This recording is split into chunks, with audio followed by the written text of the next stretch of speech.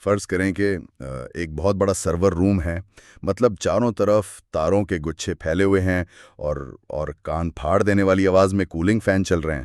ہم اور وہاں درجنوں انجینئرز اسکرینوں پر وہ انتہائی پیچیدہ کوڈ اور ریاضی کے فارمولے دیکھ رہے ہوتے ہیں۔ ہاں ہاں بالکل۔ تو یہ ہے آرٹیفیشل انٹیلیجنس یا مشین ویژن کی اصل ٹھوس اور کہہ لیں کہ قدرے بورنگ حقیقت۔ لیکن جب ہم کسی بڑی ٹیک کمپنی کی ویب سائٹ کھولتے ہیں تو کیا ہوتا ہے؟ ہمیں یہ سب کچھ بالکل نظر نہیں آتا۔ صحیح کہا آپ نے۔ اس کی جگہ ہمیں ایک بہت ہی خاموش، چمکتی ہوئی اور میرا مطلب ہے ایک جادوئی سی دنیا دکھائی جاتی ہے۔ اصل میں یہ ایک بہت بڑا پردہ ہے جو جان بوجھ کر گرا دیا گیا ہے۔ چلیں اس بات کو سمجھتے ہیں۔ آج کے اس تفصیلی جائزے میں ہمارا موضوع ایک انتہائی اہم تحقیقی مقالہ ہے جس کا نام ہے امیجننگ مشین ویژن، یعنی مشین ویژن کا تصور۔ اور اس تفصیلی جائزے کا بنیادی مقصد یہ سمجھنا ہے کہ چین کی جو بڑی اے آئی کمپنیاں ہیں جیسے علی بابا، ٹینسنٹ، ہاوے یا ہک ویژن وغیرہ، وہ اپنے پیچیدہ مشین ویژن سسٹمز کو عوام اور خریداروں کے سامنے پیش کیسے کرتی ہیں۔ بالکل، اور سامعین کے لیے یہ جاننا ضروری ہے کہ مشین ویژن سے مراد وہ کیمرے اور سینسرز ہیں جو چہرہ پہچانتے ہیں یا ٹریفک کنٹرول کرتے ہیں۔ ہم اکثر اے آئی کو صرف کوڈ سمجھتے ہیں نا، لیکن اصل میں اس کا ایک بہت بڑا حصہ وہ تصور ہے جو ہمیں بیچا جا رہا ہے۔ اور اس مقالے میں دراصل مختلف ویب سائٹس کا جائزہ لے کر 4 مخصوص بصری انداز یا جنہیں ویژول رجسٹرز کہا گیا ہے ان کی نشاندہی کی گئی ہے، جن کے ذریعے یہ کمپنیاں اپنی ٹیکنالوجی کی مارکیٹنگ کرتی ہیں۔ ایک اہم بات یہ بھی واضح کر دوں کہ چونکہ اس مقالے میں سرویلنس اور یعنی ریاستی کنٹرول کا بھی ذکر ہے، تو ہمارا مقصد یہاں کسی سیاسی بحث میں پڑنا بالکل نہیں ہے۔ جی، ہمارا کام صرف ان حقائق کو غیر جانبداری سے بیان کرنا ہے جو مقالے میں سامنے آئے ہیں۔ تو خیر، تعارف کے بعد اب اس بات کی طرف آتے ہیں کہ ان تمام 12 کمپنیوں کی ویب سائٹس میں، جن میں کلاؤڈ کمپیوٹنگ کے بڑے نام بھی شامل ہیں، ان میں مشترک کیا ہے؟ یہاں جو بات سب سے دلچسپ ہے وہ یہ ہے کہ ان تمام ویب سائٹس پر ایک ہی طرح کا جمالیاتی انداز یا جسے ہم ایستھیٹکس کہتے ہیں اس کا غلبہ ہے۔ ہر طرف آپ کو نیلے رنگ کا ایک سمندر نظر آئے گا۔ ہاں، گہرے نیلے پس منظر اور وہ نیون بلو چمکتی ہوئی لکیریں۔ بالکل، اور لفظ مشین ویژن کو جان بوجھ کر بہت کم استعمال کیا جاتا ہے۔ اس کی جگہ مطلب وہ اے آئی، الگوریدمز اور ڈیپ لرننگ جیسے بھاری بھرکم الفاظ استعمال کرتے ہیں۔ اور وہ بھی نیلی چمکتی ہوئی ہولوگرام تصویروں کے ساتھ، ہے نا؟ جی، وہ ٹیکنالوجی کو ایک غیر واضح لیکن جادوئی طاقت کے طور پر پیش کرتے ہیں۔ نیلا رنگ دراصل ٹیکنالوجی کی دنیا میں اعتماد اور عالمی مسابقت کی علامت سمجھا جاتا ہے۔ آپ کو یاد ہوگا آئی بی ایم کو ایک زمانے میں بگ بلو کہا جاتا تھا۔ اچھا، ہاں، بگ بلو۔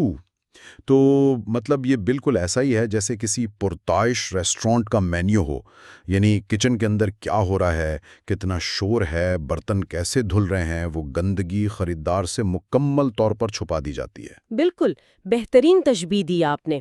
خریدار کو صرف ایک خوبصورت چمکدار ڈش پیش کی جاتی ہے تاکہ وہ متاثر ہو۔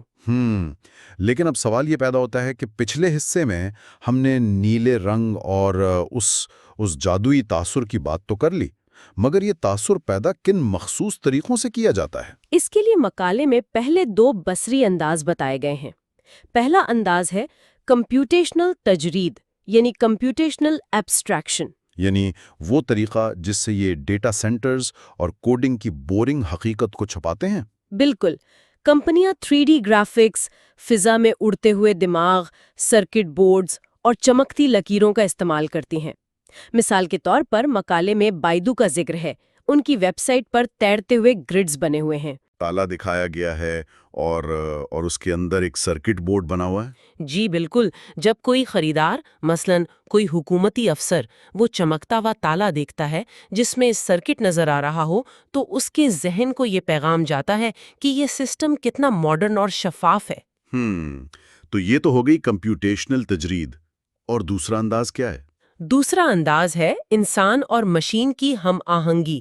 اب آپ اس پیچیدہ مشین کو انسان کے ساتھ جوڑتے ہیں۔ اس انداز میں انسانوں کو عموماً سائبورگز کی طرح دکھایا جاتا ہے۔ اچھا، سائبورگز مطلب وہ روبوٹک ہاتھ اور ہولوگرامز؟ ہاں بالکل، انسانوں کو چمکتی ہوئی اسکرینوں یا ہوا میں موجود ڈیٹا کو چھوتے ہوئے دکھایا جاتا ہے۔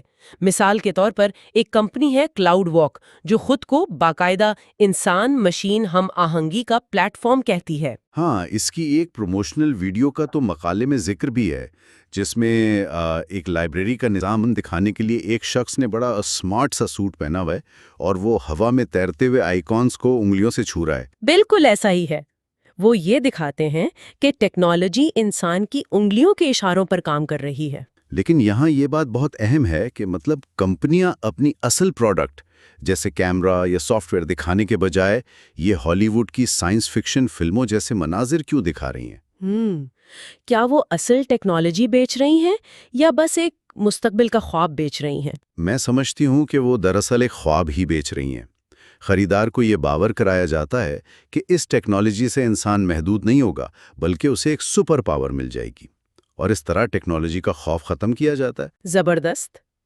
تو یہ تو ہو گئی سائنس فکشن کی خیالی دنیا، لیکن اب اس سے نکل کر تھوڑا یہ دیکھتے ہیں کہ یہ ٹیکنالوجی عام زندگی اور شہروں کو کیسے پیش کرتی ہے۔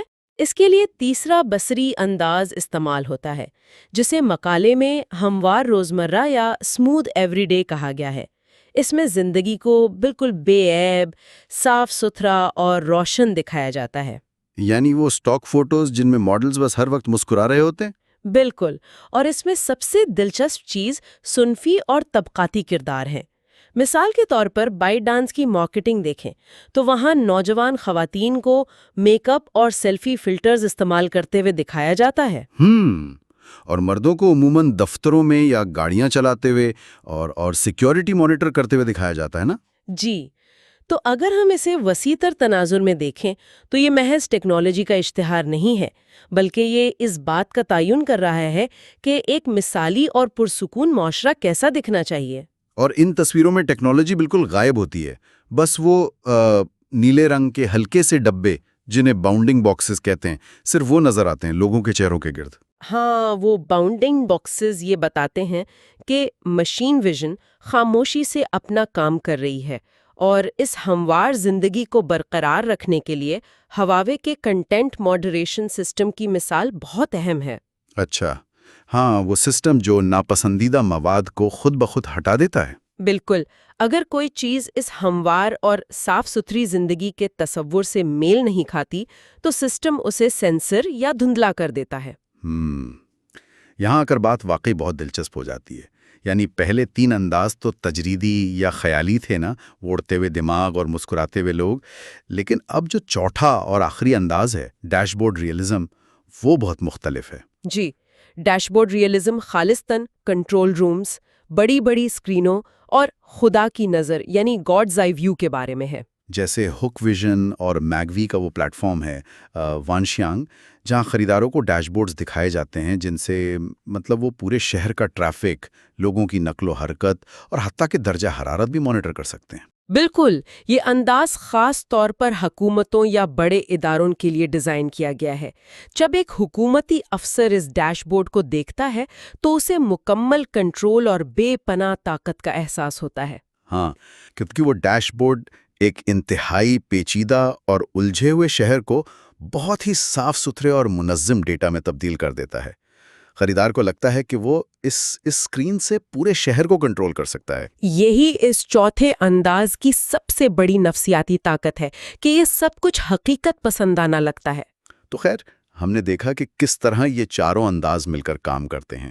تو اگر ہم اس کا خلاصہ کریں، جی، مختصراً یہ کہ کمپیوٹیشنل تجرید کا جادو، انسان مشین ہم آہنگی کا وہ خواب، ہموار روزمرہ کا سکون اور ڈیش بورڈ ریئلزم کا کنٹرول، یہ چاروں مل کر چینی مشین ویژن انڈسٹری کا ایک انتہائی طاقتور اور عالمی تصور تخلیق کرتے ہیں۔